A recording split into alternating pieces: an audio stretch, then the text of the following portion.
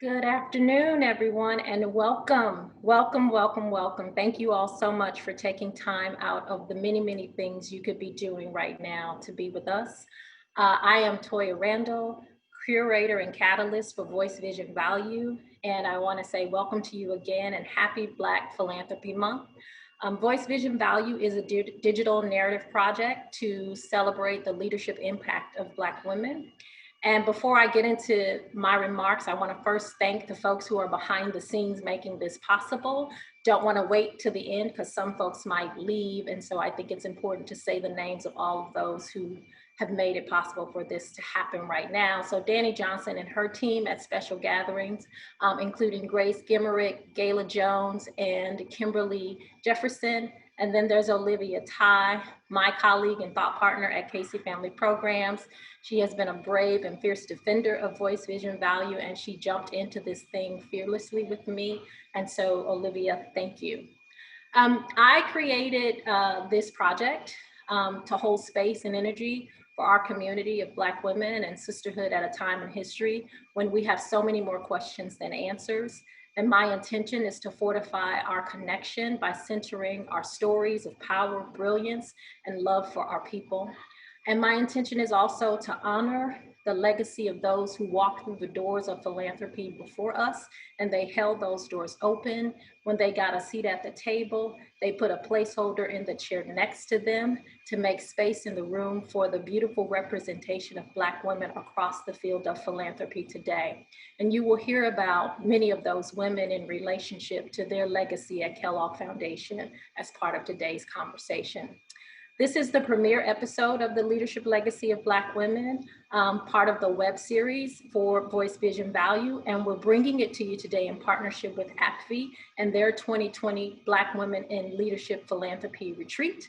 And that event will take place later this month on August 27th, and we'll share with you details for how to register for that at the end of the broadcast, but you can also go to apfi.org and register as well. As I said, you're going to hear from Black women at Kellogg Foundation today, and I want to give a shout out to Christy Slater, also at Kellogg, who brainstormed with me early on this idea and helped frame the importance of this conversation when she shared that 2020 is the 90th anniversary of the Kellogg Foundation, and she also shared that earlier this year, the board of directors at Kellogg voted Celeste Clark as trustee, as the chair of the board. So what's happening today is what often happens when Black women get together and share our dreams and when we share our hopes. And what happens is that they build and expand and deepen in ways that create these divine unfolding of events. And so here we are, 72 hours away from Kamala Harris being picked as the 2020 vice president candidate on the Democratic ticket. Here we are, Black women, the creators of Black Lives Matter, a global movement against anti-Black racism and state-sanctioned violence. Here we are, Black women who are on the front lines as essential workers across the economy. Here we are as Black women who, my hand to God's ear, will be the voting bloc that will save this country from the jaws of tyranny come November. Black women, we are all those things. And today we're going to listen and learn from Black women leading Kellogg Foundation. This episode is being recorded, and the full bios and professional background of the four women who will be our guest panelists and our moderator will be available at voicevisionvalue.org. So I'm just going to give a brief overview. Dr. Celeste Clark has been on the board of the Kellogg Foundation for 8 years, and she is the former Senior Vice President of Global Public Policy and External Relations for Kellogg Company.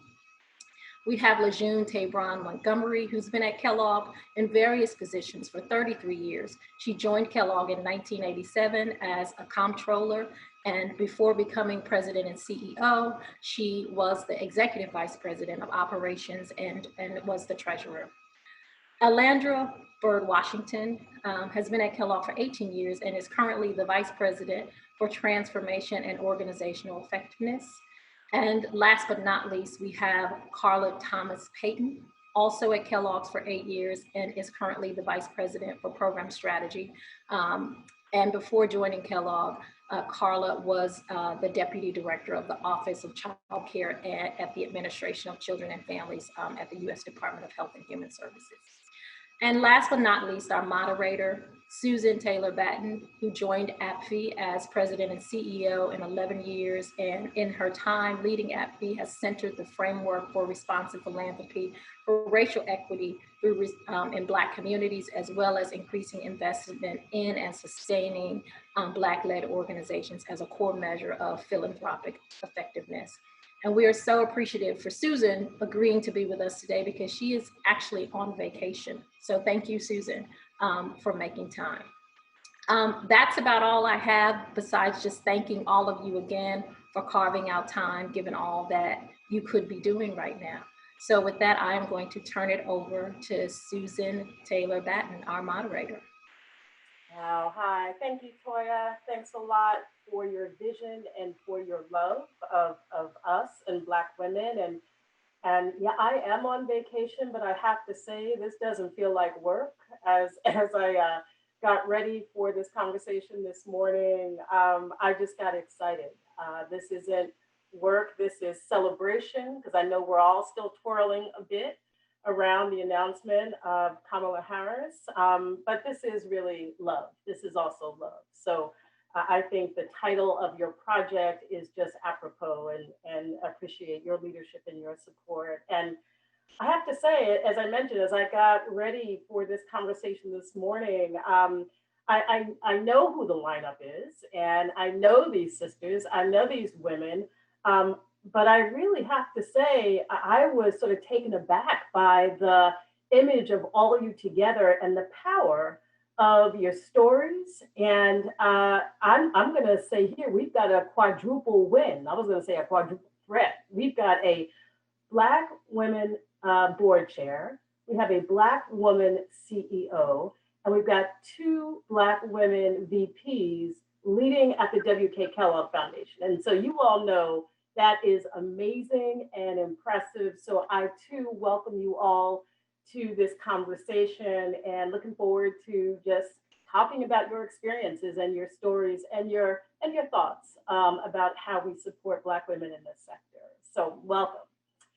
So I want to jump right in and really start with talking about whose shoulders we stand on, who are some of the Black women that came before us, and what they mean to our leadership, and a little bit about sort of how you think about their legacy. And so when I share the names of a Lynn Walker Huntley, or a Jean Fairfax, or a Wendell Weeks Moore, Lynetta Gilbert, there are so many others. I want to start by asking each of you a little bit about what these names mean to you, and what comes up for you as I lift up these sisters, as I lift up their names. So I'm just going to throw it open, and anyone can jump in and begin.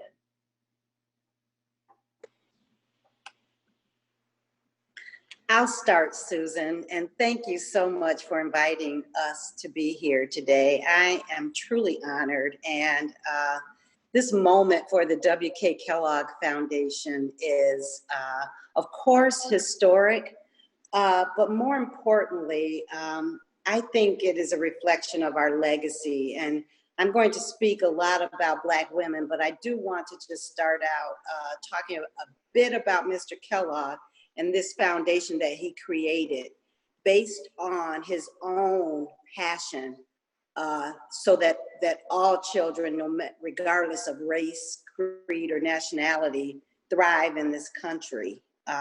Mr. Kellogg was Seventh-day Adventist, and he had a passion to make sure that racism did not exist in any form in our nation. And because of that vision he had, this foundation has been on a journey for 90 years now. And a part of that journey was stepping boldly into this space of anti-racism and becoming an anti-racist organization. And while many people know about that story starting in the 2000s, I want to bring up Wendell Weeks Moore, because she was much, much earlier than the 2000s and at the beginning of our journey. Wenda was our first African-American woman board member on the W.K. Kellogg Foundation's board. And that was in the 80s. And Wenda was the ultimate example of the power of Black women. And she remained the only Black woman for a very long time, but her voice was powerful. Her presence was strong. Her impact, not only on the Kellogg Foundation, but on philanthropy, was significant. You know, Susan, that she was very much a part of AFFE from the very beginning and helped shape AFFE and remains a strong advocate for your work, for AFFE's work, and for Black women in the sector. She was also a part of Council on Foundations and helped to shape that organization and make sure that affinity groups were a strong part of their identity. So I think about Wenda very often, and of course, personally, she was a mentor to me, remains a mentor to me. And if you want to speak of any woman that's thought of many others beyond herself, is Wenda. And I think we all could give you a story about how she supported us and made sure that we were given our just due in this work. Now I appreciate that, Lejeune. Wenda is a mentor of mine as well. We can probably take tabs as we go around and talk to folks. And I think some of the similar names are going to come up. And Wenda clearly is up on that list. Let me bring you in, Celeste. When I mentioned some of the names, whether it's Wenda or Lynn Huntley, Jean Fairfax, just curious about your thoughts in terms of the shoulders on which we stand, and what comes up for you when you think about some of these women and their legacy in the sector. Well, I think, thank you so much, Susan, for having this session today. It's really an honor for us to be a part of it and really to tell a little bit of our story. I just really want to underscore what Lejeune just said about Wenda Weeks Moore. I had the opportunity to join the board while she still was on the board. And when people say that board members onboard new board members by taking them under their wings, she literally took me under her wings and made sure that I was engaged with Council of Foundation, that I could go to AFFE meetings. She told me all the conferences that I should go to get involved in. I mean, and after meetings, she would call. So all those kinds of things she would do to coach and mentor in the world of philanthropy.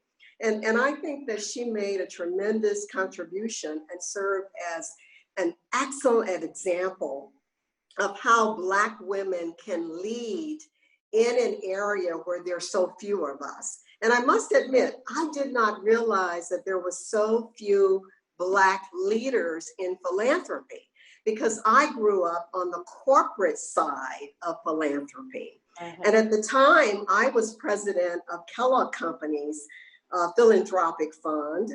We had Vivian Pickard, who was over General Motors, Retha King, who was over General Mills, and then we had Helen Smith Rice, who was over Coca-Cola.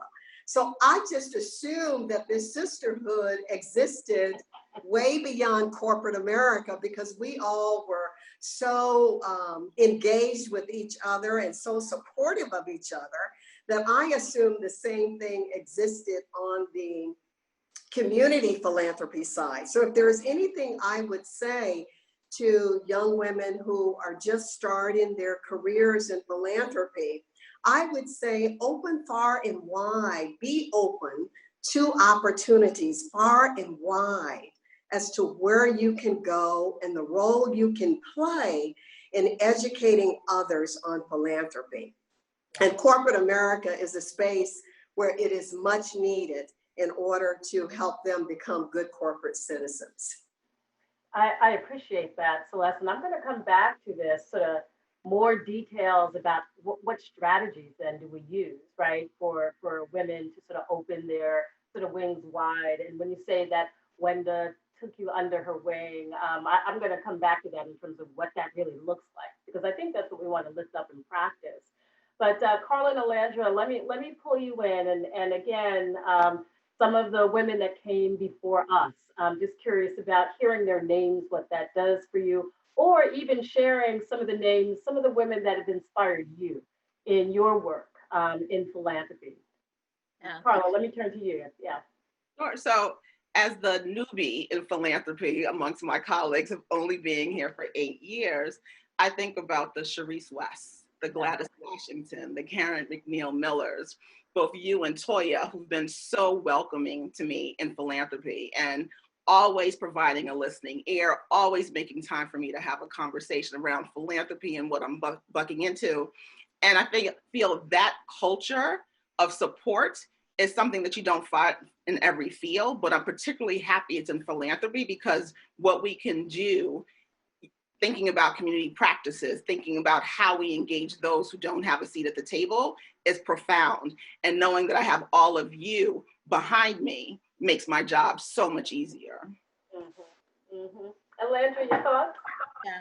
So of course, ditto to all of the names that have been called. I think that, knowing and seeing those folks up close and personal, being able to work with them on many different projects, and being able to have real authentic engagement with those individuals, definitely. So, but some other names for me that come up, especially as I think about my entree into what I would call big time philanthropy, because I came from a small community-based organization in East St. Louis and transitioned into the W.K. Kellogg Foundation.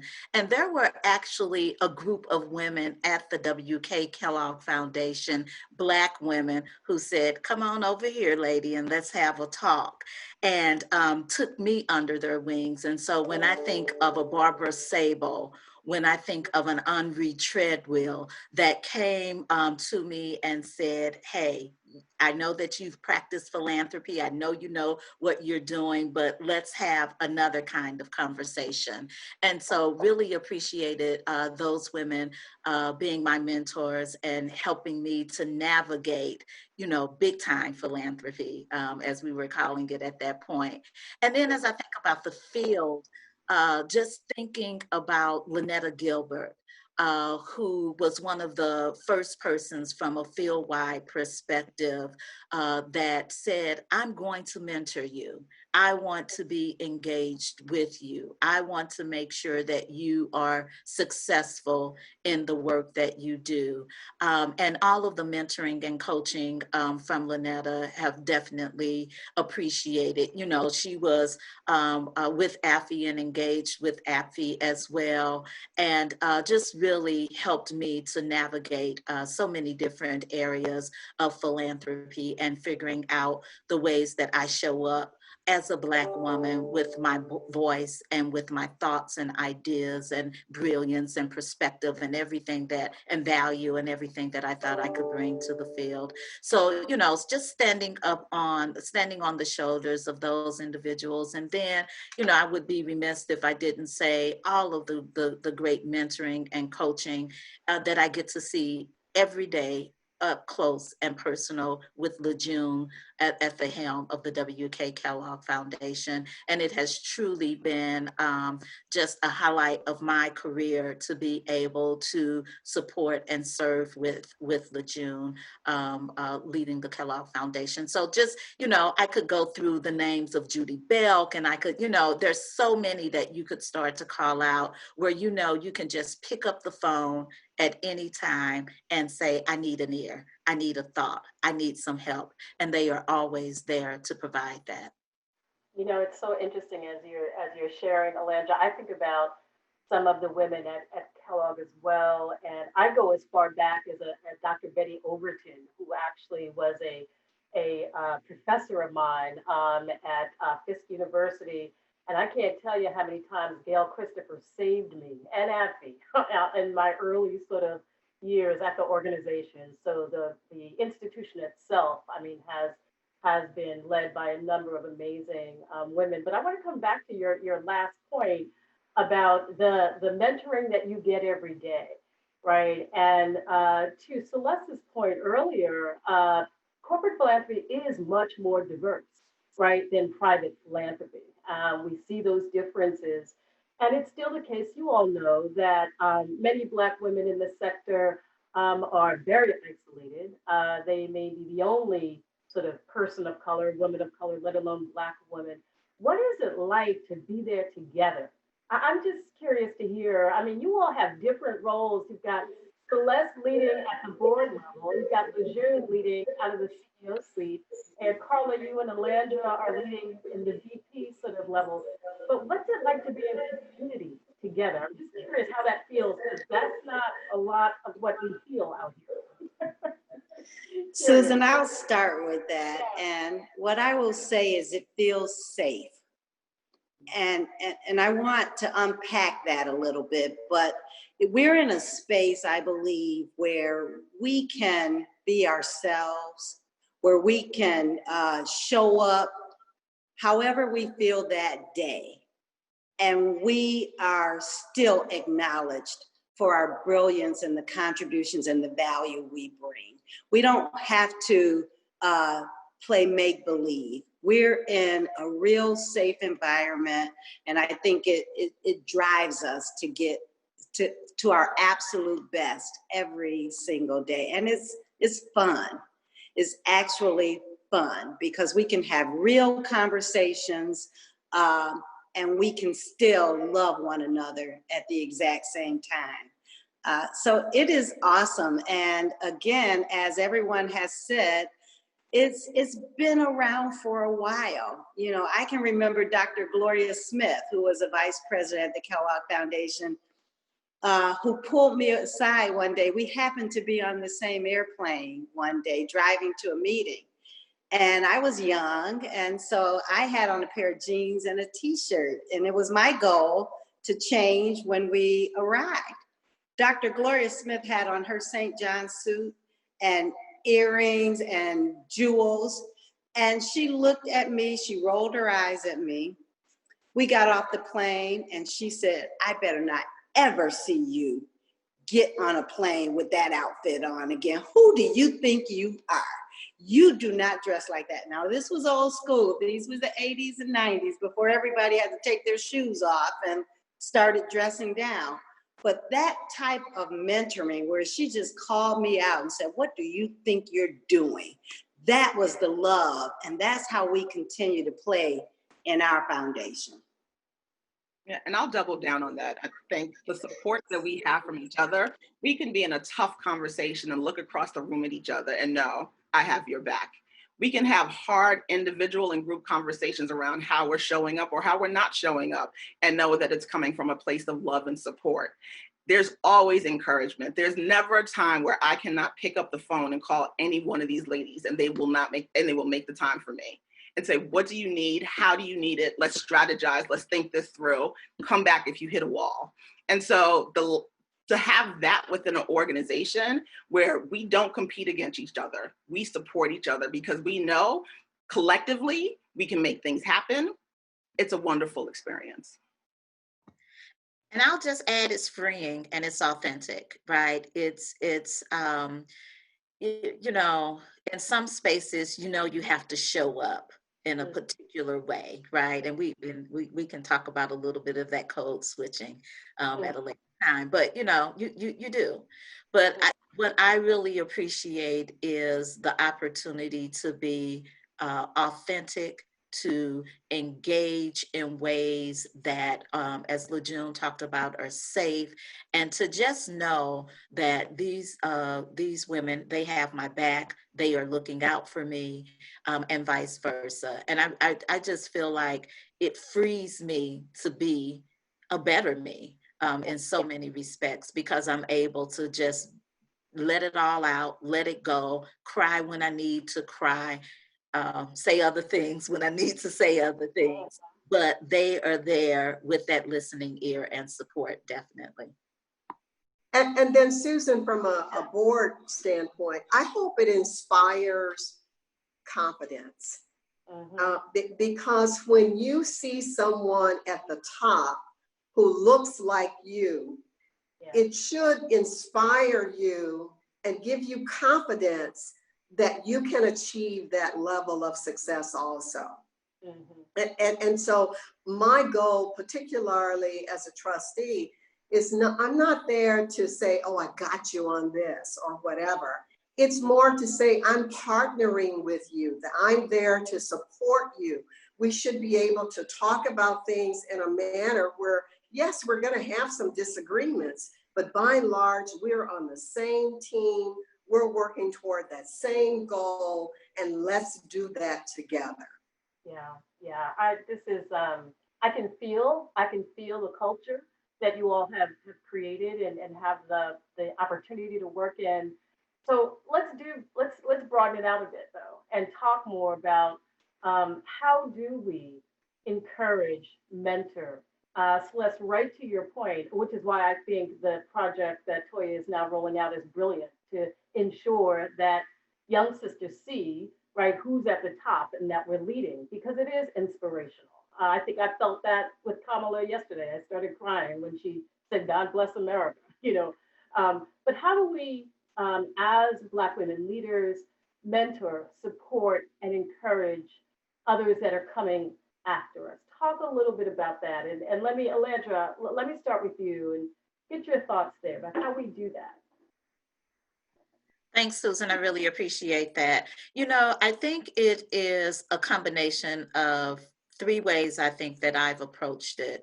Number one, definitely making myself accessible and approachable to anyone, right? You know, making sure that people see me as someone that is grounded and that they can reach out to, and just making people know that I'm open, right, for individuals to and for individuals to come and to make that connection, and then being proactive in that connection, right? So sometimes at conferences, my strategy is to find a table or someone that I've never seen or had a conversation with, or, you know, whatever, sit at that table, right, at that AFI conference with that young lady, or there was someone that said something in one of the sessions. I don't know who this young lady is. They might have said, I'm new to philanthropy. I want to find her and go introduce myself to that individual. So definitely just that accessibility. The second thing is providing a real opportunity for engagement.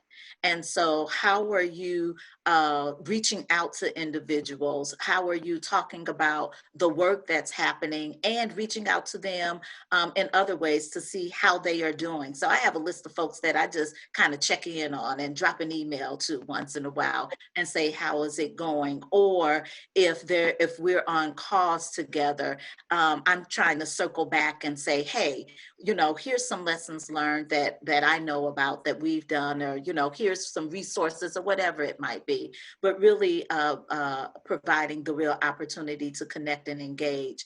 And then the third piece for me is having the backs of individuals when you know and hear things that are going on, right? And so how do you make sure that you know that even though I might not be in close proximity with individuals, I used to be on the programming side for about 13, 14 years at the foundation. And now a little bit more, you know, I'm on the operational side, still some bridges to that work. But, you know, there are individuals that I still have relationships with in the field, and I might not talk to them as much anymore. But when I'm hearing stuff about whatever it might be, I'm reaching out and I'm saying, hey, what's going on? What kind of support do you need? Do you need to unpack or talk or whatever? And there, you know, have been some times recently in the last 6 months or so where some things have come up with individuals, and I want to show myself to be a thought partner and a mentor and encourager as well. So I really try to keep those connections and build those relationships, but be proactive in doing it. I love very specific ideas, Alondra. and being intentional is what I'm getting from you, like a short list of sisters that you will check in on over time.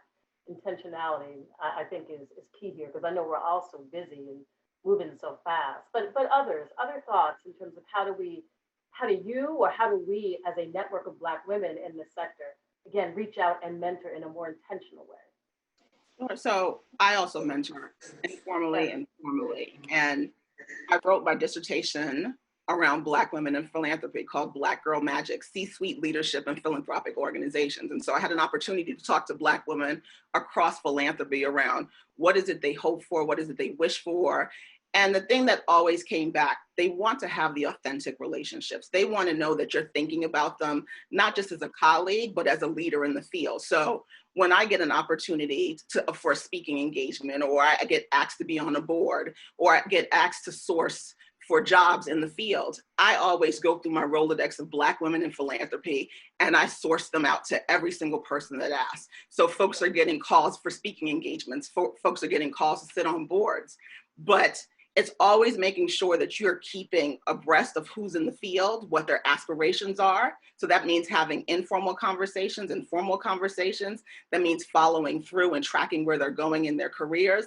That means always making yourself available, no matter how tired you are, how many meetings you have on your calendar, you remove things so that when someone calls you and says, hey, I need some time, you can put them there and make them front and center. And I think constantly thinking about that support, but moving beyond mentorship to really sponsorship. Who are the handful of women that you're willing to put your credibility and your name behind to see them advance in the field? And how do they know that? And how do you support them as they look for new opportunities? I think is critically important. Yeah, Carla, it would be great to see your dissertation. Actually, if we could get that out to the sisters in the sector, I think that would be great. So you and everyone else. So we'd love to see it. We want to get as many resources out there. That would be great. Lejeune, Celeste, you want to weigh in on just intentionally how we mentor, encourage, and support? Yeah. I'm going to take a little different frame, because Carla and Alandra just knocked it out of the park as far as what we have to do. We just have to do this. But the other thing I think I've been able to do as CEO is see out and see how microaggressions, unconscious bias, and long-term reputations follow people, and point them out and make sure that there's a level playing field and no one is disadvantaged by that. So I'll give you an example. Someone may make a very early mistake in their career. And unfortunately, people talk about those mistakes 5 years later. And what I have to do is say, there's been nothing new in that space. There have been no new examples. Why are we still talking about this? But it takes a leader to call that out and not allow people to have those type of learning opportunities become their reputation for life. And I think in organizations, particularly people at the top of the organization, we have to call people and ask the right question. And so when you hear this person does this, the question is, well, is that unusual? Have others? How have we compared that across the organization? What might be the approaches we've taken across the organization? But it takes, I think, a leader to constantly be focused on the playing field and make sure that playing field is equal for every person involved, but particularly for people of color and for Black women, because they tend to be labeled in ways that are inappropriate. We're hearing that now, right? And we can't stand for that. And it takes bold leadership to call that question and make sure that people are not being disadvantaged in that way. Absolutely, hallelujah. That's the sponsorship, Carla, that you're talking about, right? So calling people on their stuff. And we're about to get into more of the thick of it, as you say, Lejeune. Celeste, let me bring you in terms of. Yeah, I really can't add to what Carla and Alondra said. I agree with you, Lejeune, that they've knocked it out of the park. But let me just add something that I have observed among Black women, and I think we need to do a check on it. And that is, we weed ourselves out. Instead of our being proactive to jump in, to go after roles that maybe stretch assignments or higher level roles, we will say to each other and to ourselves, oh, I'm not ready for that yet. Or, oh, they won't consider me because I don't have this or that. What I like to do is to sit with Black women and say, but look at what you have. Look at what you can bring to that role. Look at the perspectives and the experience. Don't look at the glass half empty, it's half full. And go in with it half full and talk about how you can leverage that to surround those things that maybe you don't bring to that role. And if I could say anything to us, it would be upfront and be true to who you are, but don't let that diminish where you're headed. Yes. We need to be very focused on the positives that we bring and not undersell those attributes. And so often I see that, and we don't need to weed ourselves out. There are enough folks out there who will weed us out. We don't need to do that to ourselves. I so appreciate that. And I'm thinking, personally, I think I've been there. And I see Celeste in the chat. Someone just acknowledged, yep, I do that. I've done that myself. So where is that? What is that, Celeste? What is that? Is it what we hear from the world and society about who we are and what we're worthy of? I mean, where is that coming from? Yeah, I think it is societal in some sense. We're more likely to hear the bad than we are to hear the good, but it's time out. You know, when they say time's out, it is time out for that. We have so much talent. We have so much to offer in terms of whether it be on racial equity, whether it be on coaching and mentoring, and our subject matter areas. We have a lot to offer, and we need to not let anything or anyone get in the way of our purpose. Yes, no, I appreciate that. But let me go, you mentioned racial equity. Let me shift a bit, sisters, and talk a little bit about sort of the world we're in right now and the reckoning that this country is undergoing. And my goodness, several years ago, you all would tell me the year, the W.K. Kellogg Foundation moved a body of work called America Healing. My gosh, right? How apropos that is right now, just the frame of it. And so it was in the early 2000s that you all stepped out in a big way. And I appreciate, Lejeune, you lifting up that this has been a longer term journey than the 2000s in terms of moving work on racial equity. But I want to dig into this a little bit and just talk from your vantage point, right? Black women leading, sort of what was the impetus? What moved the work forward as it relates to racial equity? And Lejeune, let me start with you and talk a little bit about what was behind the move and just sort of what it was like, what was happening in the foundation at that time. So again, we were on a journey. We had been on a journey. We had been through several trainings, but we were beginning to understand more about how you walk your talk. Mm-hmm. And our journey was about, if we're going to expect this from our grantee partners, from our communities, we need to show up doing the same thing. We need to be what we're asking of our communities. And that was the purpose for this journey from the very beginning. And then when we started out with terms, diversity, we evolved and we learned a lot from our grantee partners in this work. And when they told us diversity wasn't the right frame, we shifted. And when we talked about in 2007, when we became an anti-racist organization, that was very intentional. The language was intended to be provocative and bold.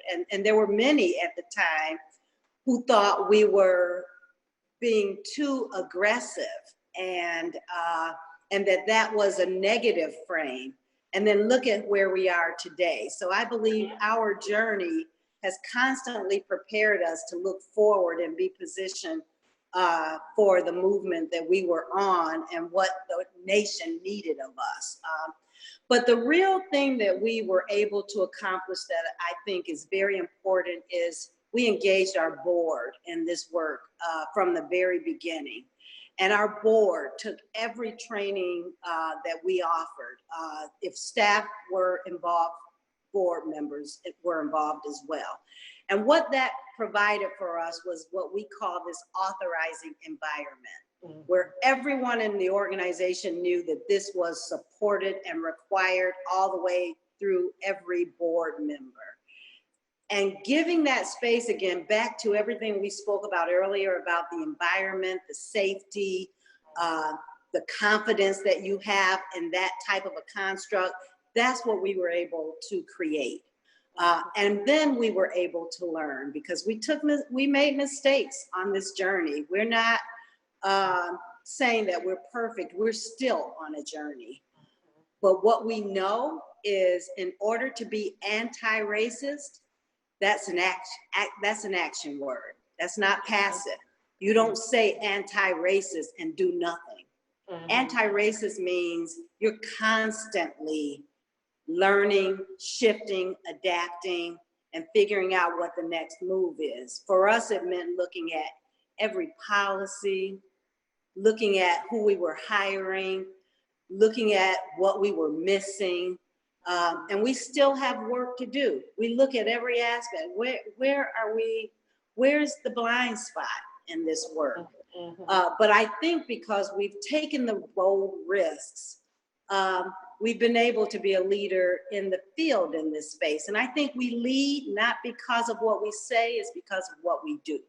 Yes, yeah, I appreciate that. And to your point, Lejeune, as you mentioned, the importance of the board, Celeste, I bring you in on this. And when I tell the story, as we work with foundations around the country about the Kellogg Foundation's journey, and it's so good to hear, Lejeune, you say that. I actually say, you know, what made it most grounded and critical was the board engagement in this work and in this discussion. So Celeste, from your vantage point, I imagine you were on the board at that time as the America Healing was moving? Well, it's actually interesting, Susan, because I was not on the board at that time. Okay. And I can tell you, being on the outside looking in, so to speak, that at the time, there were many things said about the foundation declaring itself an anti-racist organization. And I would say the best characterization that I can actually repeat is that it was a bold and courageous move. Because Lejeune probably knows that, you know, we got sentiments expressed on both sides, right? But it was a very bold and courageous move on the part of the board to lend its voice to the actions that could be taken to begin to address racism and recognize it as a barrier to the work that we wanted to do if we were going to help vulnerable communities. And I think setting tone at the top, I'll use that phrase, is very critical. Because when you set that tone at the top, others are looking to the actions that you're taking to follow through on that. And I would say that decision was made in 2007. And certainly we brought on new board members since that time, but we are fully engaged, fully committed to following through on the decision that was made back in 2007.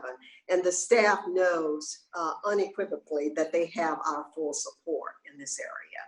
I appreciate the authorizing environment. Alondra, Carla, talk a little bit about the role that Black women played in moving the racial equity framework forward at WK Kellogg. Just from your vantage point, because you all were helping to move this work, talk a little bit about the role of Black women in this journey. Sure, so I'll start us off. I think as a Black woman leading programs and thinking about our grant making and where we're doing our grant making, it makes it very hard for any of my colleagues to say they can't find a particular group that does this work of quality, because I will always challenge that thinking. And I think creating that authorizing environment where they say, well, if Carla's challenging it, that means I can challenge it too. Or I could think about it differently. I could think about the lens in which I'm approaching this. Or I could pause and say, you know what? I don't know. I need some help. And I think that authorizing environment permeates throughout the organization. So if the board can talk about it, the executive leadership can talk about it, then all of our programming and operations people can talk about it. And we do the same lift, whether it's on a programmatic side or an operations side. Who are we working with? What is their composition? What is their point of view? Does it align to ours? Doesn't it align to ours? That doesn't mean we won't fund them, but where are they in that journey of racial equity and healing? What sort of supports or technical assistance do they need along that journey? How are they thinking and raising and elevating the voices of the communities that they represent? Those are the sorts of things that we're constantly challenging folks around, constantly engaging in conversations with our grantees around, and really asking our grantees to assess us. And Lynetta can talk about that in depth, of getting grantee feedback around how we're showing up, how we're engaging, how are we partnering with them. Those are the ways in which we continue to have that racial equity conversation, recognizing that it's not a stagnant conversation. It grows, it evolves, and we give ourselves additional goals to attain along that journey each and every year. Yeah, and I would just add to that, I was there when we made that announcement as an organization. And I can just tell you, at that time, I think I was probably transitioning into the role of, we were creating and revamping the organization, stepping into that director role at that time. But, the thing that I most remember about the leadership role of Black women is, once that was solidified and it dropped, and we heard it coming out of the mouths of our trustees and our leaders, and it was made public, we all looked at each other and said, it is strategy time and it is game on time, and so how did we sort of come together as a group of women of color and of Black women in the foundation to really talk about the ways that this will allow us to say some of the things that we were holding our tongues on, right, in relationship to issues of racial equity and racial healing, or not feeling, as Lejeune talked about, some folks maybe not feeling safe at that time to be as bold as they want to be in this space. And really to think about the innovation and learning. So for me, it was just this exciting time within the organization where, as a woman of color working with colleagues across the organization, to be able to think about strategy and to think about innovation in this space. I think the other piece for me was, when we made that announcement, I felt like there was a turn in the way that we engage with community and with our grantees. And Carla alluded a little bit to that particular piece, but I also felt like our grantees were able to step into a space with us and deepen authentic relationships and really push us as an organization on living up to that promise of being an anti-racist philanthropic institution. And so even that relationship and how it ebbed and flowed with our grantees, and the learning, as Lejeune talked about, that we've received from our grantees, I think has just been phenomenal. But really entering into an authentic relationship and really allowing them to say, okay, you're an anti-racist organization now, Kellogg.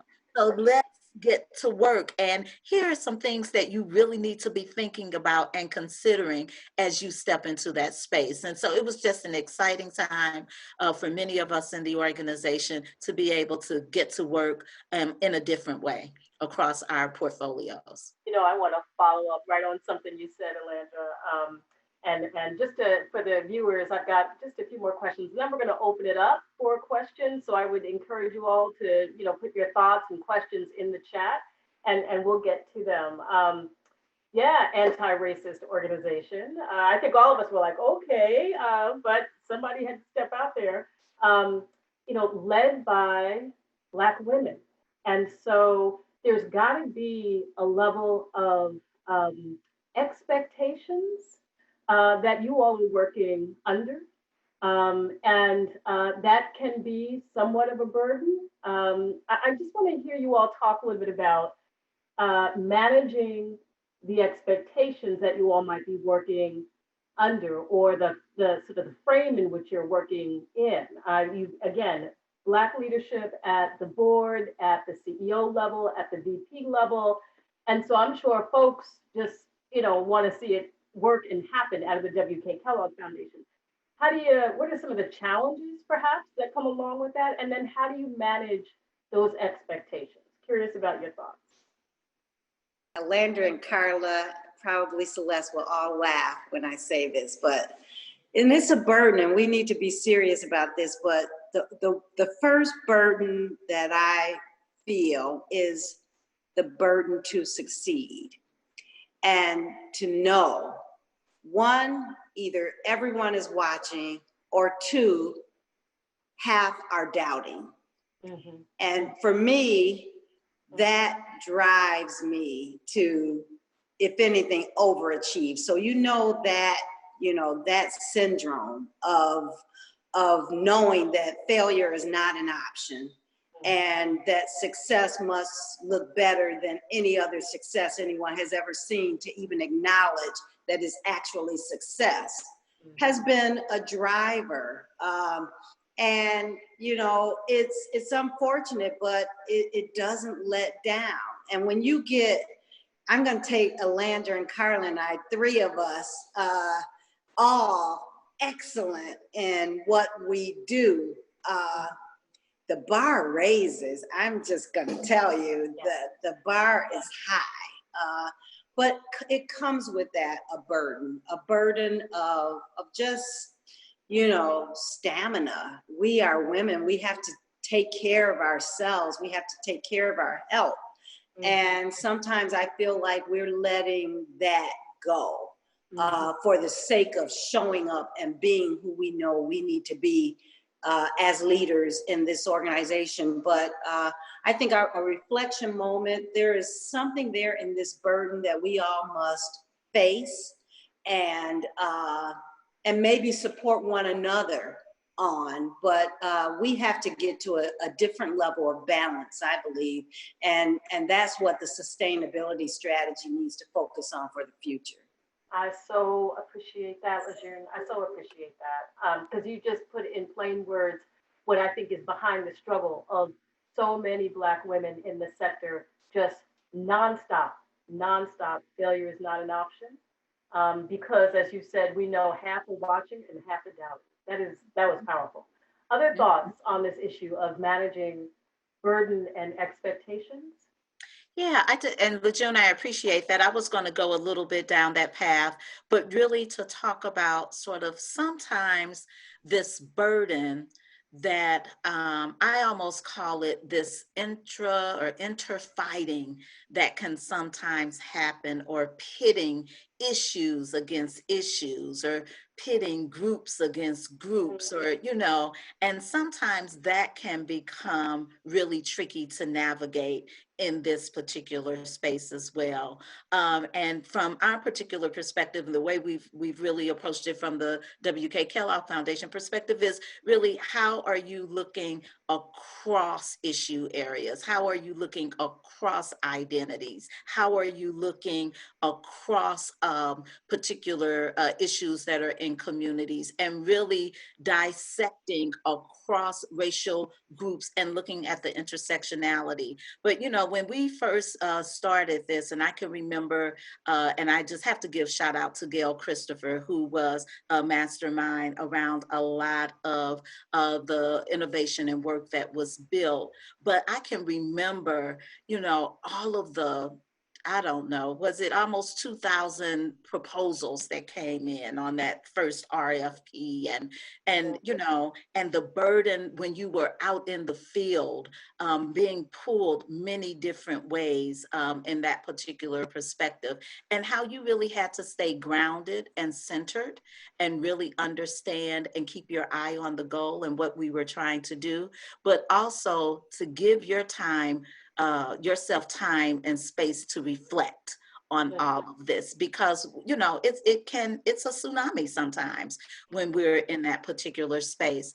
And then the only other piece that I would lift up is also when we are working with other philanthropic institutions in this particular space, I think that there's a level of burden and expectation that we bring in that particular space, or that shows up in that space when we are trying to ensure that we are bringing others along in this journey with us.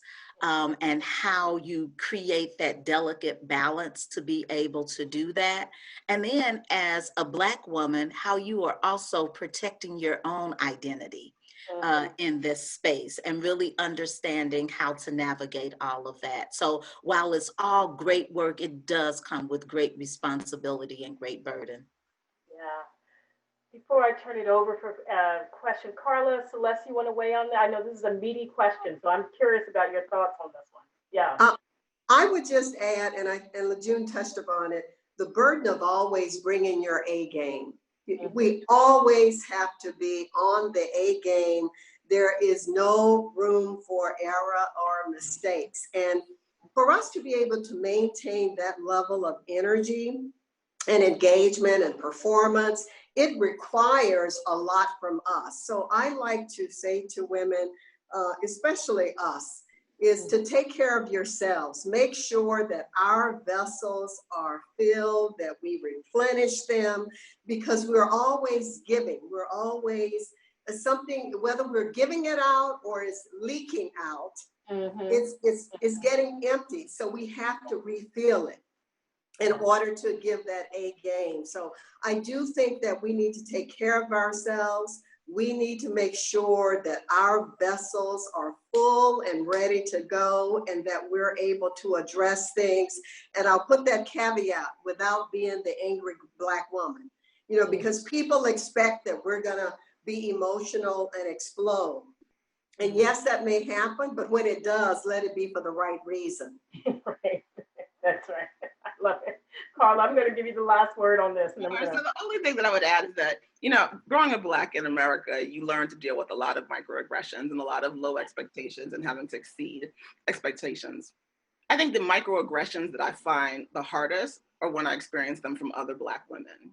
And I used to get really angry and why do we do this to each other? Why do we tear each other down?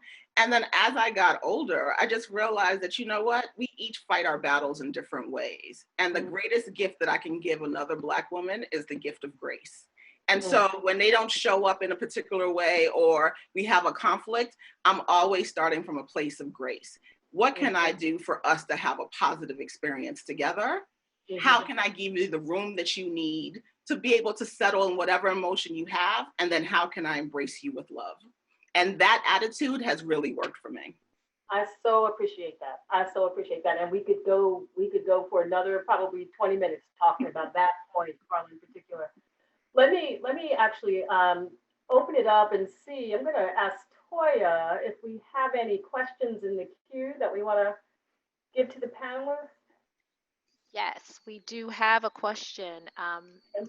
One of our viewers is asking if the panelists could talk about their paths to philanthropy, a little bit about their career that got them to this point. Great. I'm gonna just, Celeste, you want to start there? Yes, I'll be happy to start. Thank you. So my family just always was involved in the community. And my dad was one of the informal leaders within our community. And so we got to see him in action. And so we did a lot of volunteer work. So it was not unusual for me when I got to Kellogg Company to really kind of push to get into the area of philanthropy and be involved with the community. And so then at the time, they didn't really have a career, but that's why I said, you go in with your agenda. You don't always adopt someone else's agenda. And so I was able to influence the company that we needed more presence in the community, and that we really, that the community around us is watching what we do and how we engage with them. And so they created this role, and I signed up for it, and years later, here I am. So that's how I got started. Appreciate that family, yes. Someone else want to share about their path? Can I ask? Carla, yeah. Sure. So I've been in philanthropy 8 years. Prior to that, I worked for 15 years in state, local, and federal government, building large systems. And the thing with building large systems is the bureaucracy that's attached to those systems. And I was tired of it. I wanted to be able to work on issues that impacted Black communities. I wanted to be able to speak freely and not write policy that had to be so generalized that you couldn't do anything. And then I wanted to see the change in my lifetime. And so the opportunity came to join the Kellogg Foundation. And while I knew no one in Michigan, I've never worked in philanthropy, I said, it's too good of an opportunity to pass up. And here I am. Everyone gave me 2 years of being the city girl moving to Battle Creek, Michigan. But alas, I love Michigan, and here I stay. I love it. I love it. Alandra Lejeune? Sure. Yeah, I'll just quickly, so my story is one of growing up very similar to Celeste. My father and mother were informal leaders in the community, strong volunteers in our church community. And so there was just this great village that wrapped around children to make sure that we were successful. And I can remember when I graduated from college with my business degree, the mantra was leave, right? And go and find your way and find your path. And I was like, I don't want to do that. I want to be in my community. I want to do something and build in my community. So I became a community organizer and a community activist, and did that for about 5 or 6 years, working with and on behalf of the 20 neighborhood organizations in East St. Louis around economic development, community development, education, leadership development, you name it. But at some point was tapped to lead our local community foundation. And I just thought that it was a great opportunity to have more resources to be able to invest in community and invest in leaders in community. So that was sort of my entree into philanthropy. Some of that partnership work, the W.K. Kellogg Foundation was in the St. Louis metropolitan region and was able to forge and build some relationships there that eventually landed me at the Kellogg Foundation. Thank you. Thanks. Lejeune, you want to share? Sure, and I can be quick. I say my path was one of divine intervention, because I thought I was going to be this high-level business partner in an accounting firm. I was on the business track since a very early time in my life. And one day I was just approached by one of our program officers at the Kellogg Foundation at the time, asking me if I was interested in coming to be the controller at the Kellogg Foundation. So I entered through the business side as a, at a very young age, still pursuing that business financial side. But once I began working for the Kellogg Foundation and learning what it was really about, and knowing that the future could be shaped by all of us, I got the bug. I just absolutely feel as if I've been totally blessed in all of the opportunities I've had at the foundation. And every time I was given an opportunity at the foundation, I took it. So I ran every part of the business. I kept adding on. I did everything I could possibly do and more. And by the time I became CEO, I think I've done almost every function at the foundation. But it's been truly rewarding and a blessing for me. So what I tell young people is be open. Don't be closed to opportunities that present themselves to you. You have to be learned. You have to be a risk taker, but more importantly, listen to the wisdom and the guidance around you. Mhm. Sage advice. Thank you. Thanks, Lejeune. So Toya? another question, Yeah. picking up on Lejeune's last piece of the response around advising those coming up in the sector to listen to the sage advice. One of our viewers is asking, what do you do when folks don't want to listen to the advice and do the hard work and sort of embrace the coaching with openness and curiosity? So what happens when the youngins don't want to listen? Or maybe the not so youngins. Any one of you. Any one of you can start with that one. Yeah, it's for me to still be, so people are on their own paths, their own journeys. They come to, the work and whatever it might be through their own lens and their own perspective. And I would definitely say just be there for them, right? Whatever those choices might be. And I appreciate Carla raising the issue around grace. We use that word quite often in our foundation. I just wrote an email the other day that was thanking someone for showing me grace. But showing that grace to individuals and just being there for whenever there might be a stumble or whenever there might be a trip line or whatever that might be, that someone knows that someone is always there to have your back. As we say, we are growing, we're learning, we're going to make mistakes, we're going to trip up, but we got to make sure that we know we have a net there, we have a village there that will help us through that. So just to be there. And then you also have to recognize and weigh when it's a good time to push and when it's a good time to leave it alone. And so I had an interesting conversation with one of our colleagues at the foundation a couple of months ago. And maybe about a year and a half ago, I asked her to work part-time on a different team just to gain some experience. And at the time she said, sure. But in our later conversation, she told me she was so angry with me because why would I make her do this? How does it align to her future goals? And, did I not understand what she wanted to do in her professional life?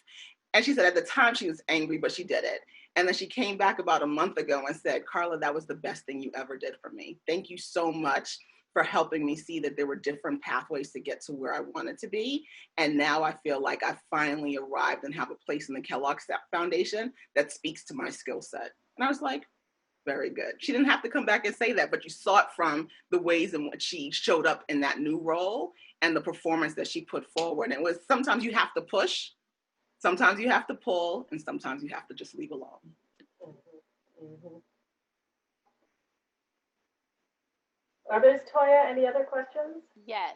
So, question is, what would you say to those of us who work in all white environments, who carry the burden every day to show up, code switch, while remaining true to ourselves, particularly in this age of racial equity?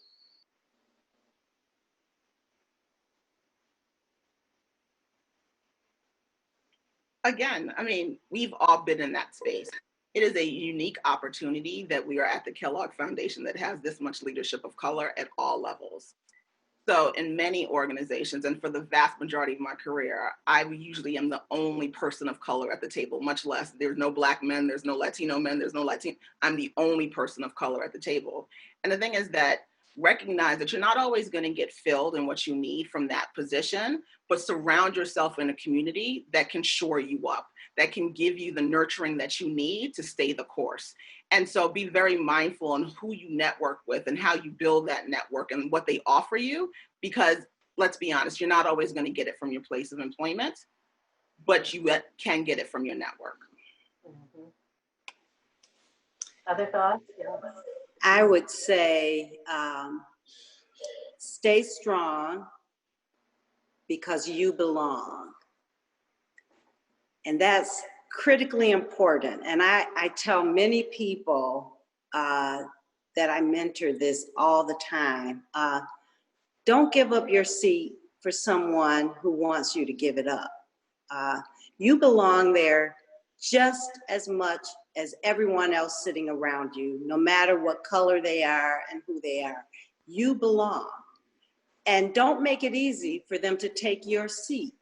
You stay there and you own that space that you have, and you continue to thrive and deliver. And if that means you have to seek your support externally, do so. But you stay strong in that space, because what they want you to do is leave and give up that spot. And what I would say, I've been in philanthropy, I've been at the Kellogg Foundation 33 years. And the reason why I've been there 33 years is because whenever someone approached or appeared as if they wanted to get rid of me, I just looked at them and said, you know what? Why would I make your job easier? If you want me to leave, you're gonna have to catch me in a spot that makes me have to leave. Otherwise, I'm gonna stay. And for the most part, I outlasted all those doubters and haters, because I was strong in my belief that I belong just as well as you do. Lejeune, that is so powerful what you said. And I would add, build your network and let that network consist of people from unlikely places. So often we build relationships with only people who look like us, think like us, talk like us. We need to have many supporters to do this work. And so I would encourage you to build a broad network that allows you to be your real self, your authentic self. And when you can bring your whole self to any environment, you will thrive. And I just want to double down on that. I was a little quiet because that question, Susan and Toya, made me reflect on when my first sort of entree into the W.K. Kellogg Foundation, and the team I joined at that time, it no longer exists, but I was the youngest person as a program officer to join that team, and I was the only program officer of color on that team when I joined. And so there was some real things that I had to navigate, definitely in that space. But I really appreciated the opportunity to build those strong networks with individuals that could help me to think through and unpack a lot of that, individuals that I could trust, being able to go to that network to help me strategize when I felt like my voice wasn't being heard, my perspective and my ideas were not being valued, and to figure out ways to really navigate that space in a way that could also bring my colleagues along. Because like I said, we're all on a journey. They were doing their work as well. So I think that network piece was really a saving grace for me, where I didn't, pop up in the meeting and curse someone out, where I didn't, just, and here's a true story, and Lejeune has heard this story before. I'm not sure if Celeste has heard it before, but for the first 5-6 years, I used to keep a box under my desk at the Kellogg Foundation. And I would populate that box with things that I wanted to take with me. And it was this mentality that I had at that first time, especially those first 4 or 5 years.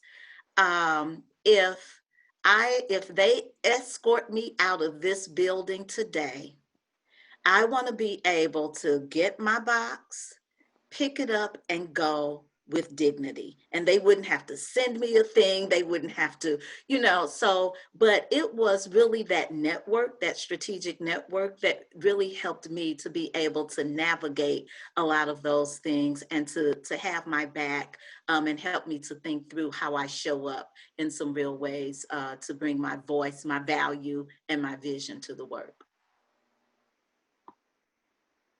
Beautiful. So one more question. Can you talk about the makeup of the Black community, the Black women's community inside Kellogg? We see you before us today, and many of your colleagues are with us viewing this episode. But can you talk about what that looks like?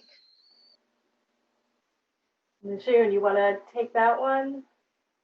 Yeah, wow. As far as how many African American women, I may have to phone a friend on that. I can tell you there are quite a few.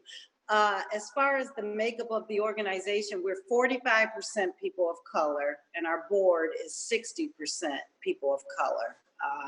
And that, you know, over 3 decades has changed from almost predominantly white, and the board predominantly white male.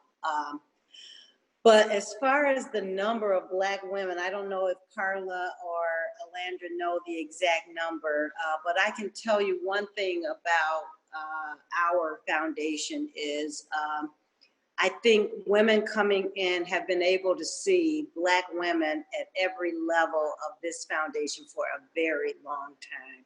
And again, it does go back to the Wenda Weeks Moore that blazed that trail for us as our first trustee. Vice presidents going all the way back. You all were mentioning some of the names, Dr. Gloria Smith, Dr. B.J. Overton, Dr.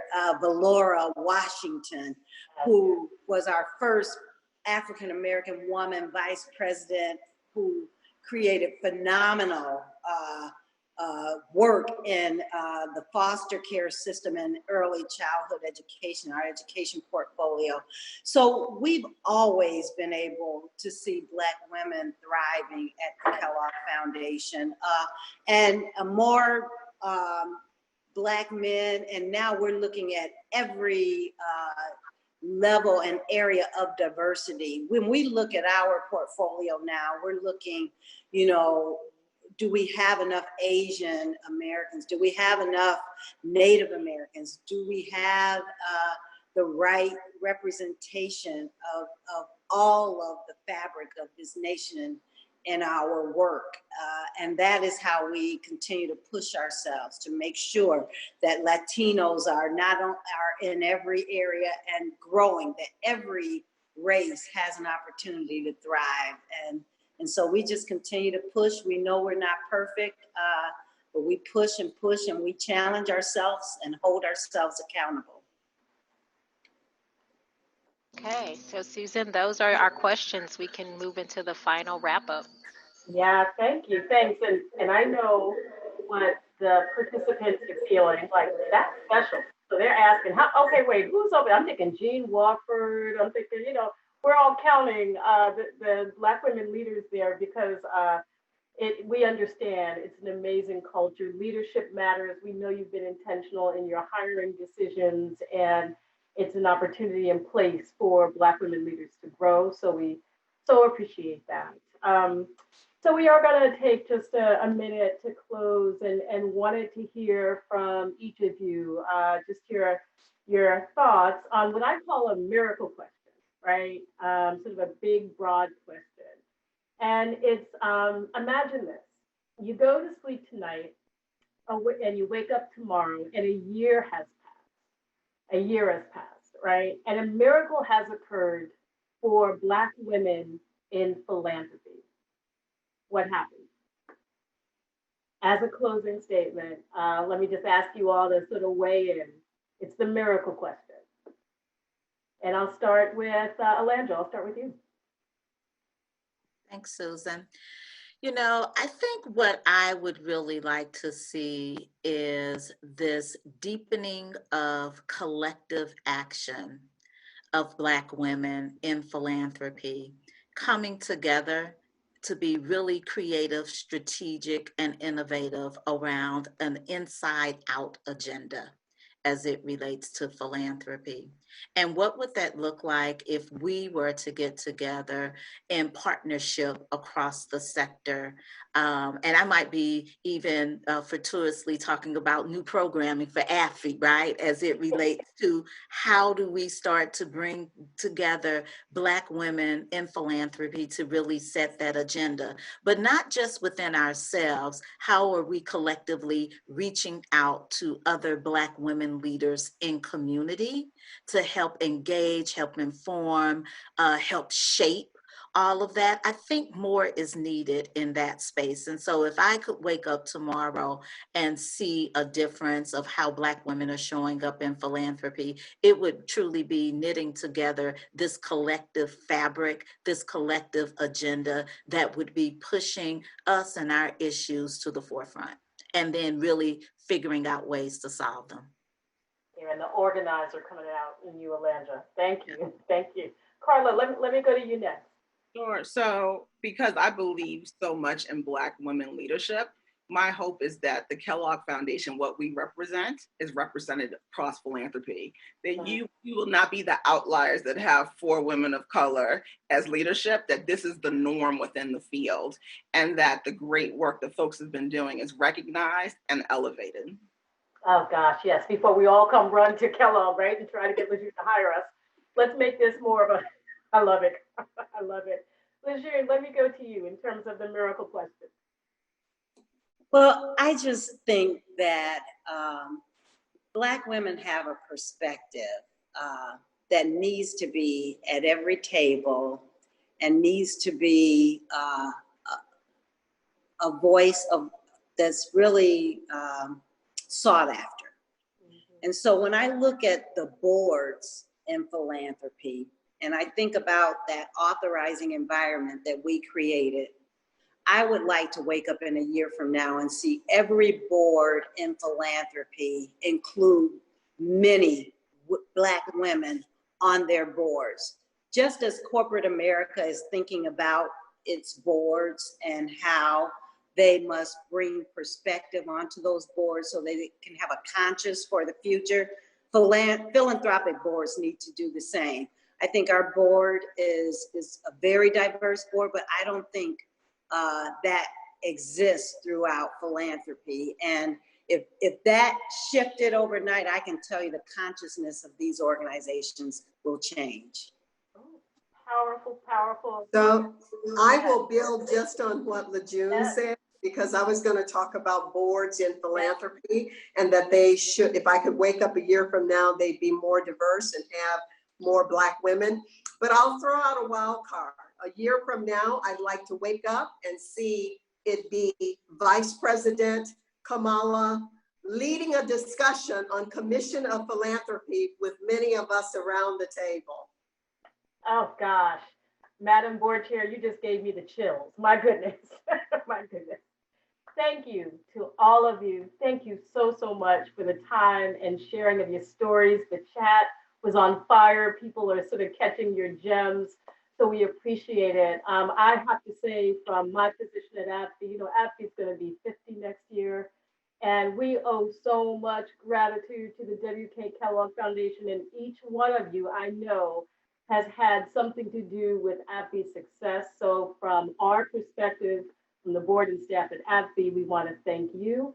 And I'm just going to say to the sisters on the call and those that are participating as well, we have to ensure that we lift up this story. These women are leading in an amazing way at the W.K. Kellogg Foundation. The changes that have happened institutionally, the implications for the sector, I think are critically important. And as the sector is really thinking through sort of how we move forward in this critical time in this country, what does the new form of philanthropy look like, especially these large institutions? The W.K. Kellogg Foundation has a story to tell, and it was led, the change and transformation was led by these Black women.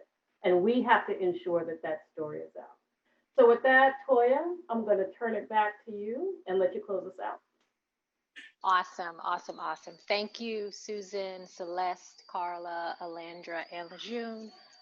This was a beautiful conversation, and you can look for it in the coming weeks once it gets edited and cleaned up and ready for the world to take hold of these messages and gems. There was someone in the chat that said this needs to be on CNN, BET, TV One, PBS.